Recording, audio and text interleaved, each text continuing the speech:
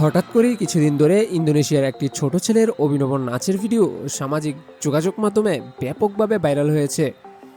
ইন্দোনেশিয়ার রিয়াও প্রদেশে আয়োজিত শত বছরের পুরনো ঐতিহ্যবাহী উৎসব পাকোজালুরের একটি ভিডিও এটি। হঠাৎ করেই ভিডিওটি সারা বিশ্বে ভাইরাল হয়ে উঠেছে। ছোট্ট ছেলেটির অভিনব নাচ বিশ্বব্যাপী মানুষের মন জয় করে নিয়েছে। আর এই ছেলেটির নাম হলো রেয়ান আরাখান দিখা, যাকে এখন সবাই চেনে দ্য র্যাপার নামে। তার বয়স মাত্র 11 বছর। রেসের শুরুতে নৌকার সামনের অংশে দাঁড়িয়ে থাকা রেয়ানের ঠান্ডা মাথার ভঙ্গি, মৃদু হাসি, চোখে সানগ্লাস আর হাতে এক অসাধারণ ছন্দে চলা নাচ পুরো ইন্টারনেটকে মাতিয়ে দেয়। সেই মুহূর্তটিকে সবাই বলেছে অরা ফার্মিং। সব মিলিয়ে পুরো দৃশ্যটাই ছিল হিপনোটাইজিং।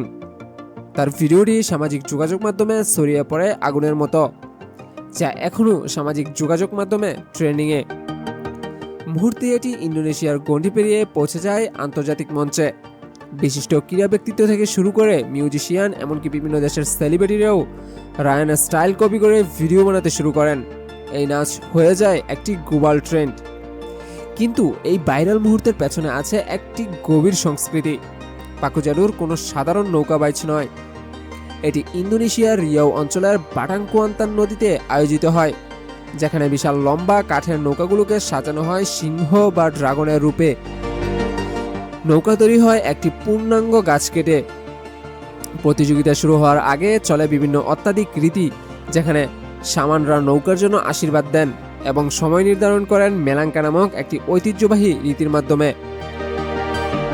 প্রতিটি নৌকার সামনেই থাকে একজন তুকাংতারি, যার কাজ পুরো দলের মনোবল বাড়ানো, আর তাকেই মূলত এখানে তুকাংতারি বলা হয়। আর সেই তুকাংতারি রূপে রেয়ান বিশ্বকে দেখালো কিভাবে ঐতিহ্য, আত্মবিশ্বাস, সহজাত ছন্দ এক হয়ে ইতিহাস তৈরি করতে পারে। এই ঘটনা শুধু ভাইরাল ভিডিওতেই থেমে থাকেনি।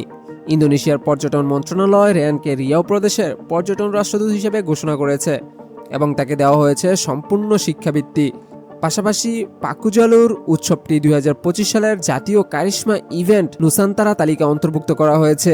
এখনই বলা হচ্ছে এই উৎসবের মাধ্যমে পর্যটনের প্রবৃদ্ধি হবে প্রায় 30% এবং আয় আনবে 75 বিলিয়ন রুপিয়ার মতো।